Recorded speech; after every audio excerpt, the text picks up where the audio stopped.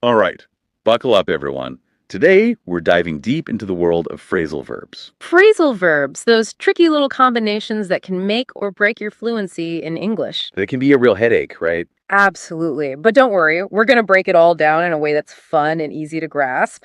We're taking cues from a recent episode of English Dose, and I have a feeling you'll walk away with some valuable insights. Oh, yeah. English Toast really nailed it with this one. Ready to get started? Absolutely. Let's jump right in. Okay, so one of the big takeaways from English Dose is that trying to learn phrasal verbs just by memorizing lists is, well, it's pretty much useless. Yeah, it's like trying to bake a cake without knowing what ingredients to use. You need the context, the recipe to really understand how they work. Makes total sense.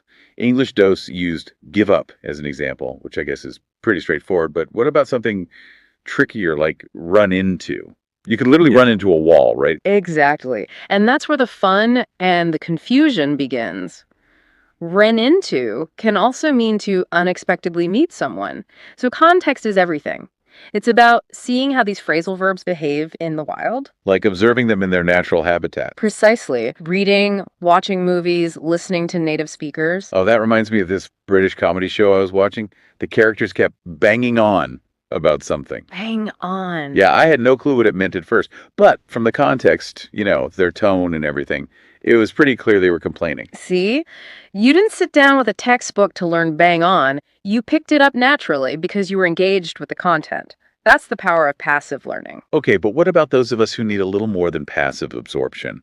Any tips on how to actively, study these things? English Dose suggested keeping a phrasal verb diary, jotting down any new ones you come across. But personally, I'd recommend taking it a step further. Don't just write it down, visualize it. Visualize. Yeah, create a picture in your mind, a little story that links the phrase with its meaning. 4, bang on. Imagine someone literally banging on a drum while they rant about their day. Silly, I know, but it works. Okay, I have to admit, that's a pretty good one. I'm a visual learner, so that would definitely stick with me. But what about people who learn differently? Well, that's the beauty of it. Find what works for you. If you're more auditory, record yourself using the phrasal verbs in different sentences. Play it back, listen to how they sound.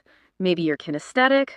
Act it out. Get physical with it. I love that. Learning shouldn't feel like a chore, right? Exactly. It should be engaging, enjoyable, even a little bit silly sometimes. That's what I loved about English Dose. They really emphasized making the learning process fun. Because when you're having fun, you're more likely to remember what you learn. It's not about cramming lists into your brain. It's about making connections, sparking those aha moments. And phrasal verbs, they're not just about sounding more fluent, are they? Not at all. They're like keys that unlock a deeper level of understanding.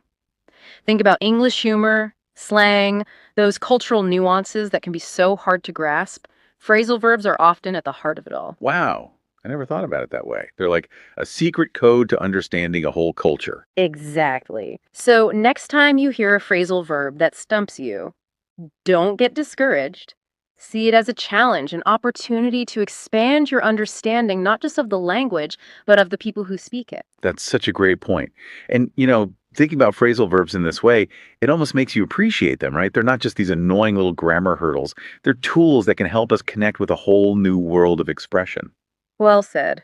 And on that note, I'll leave you with this.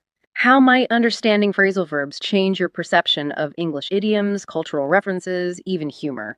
Something to ponder, wouldn't you say? Yeah, definitely something to think about.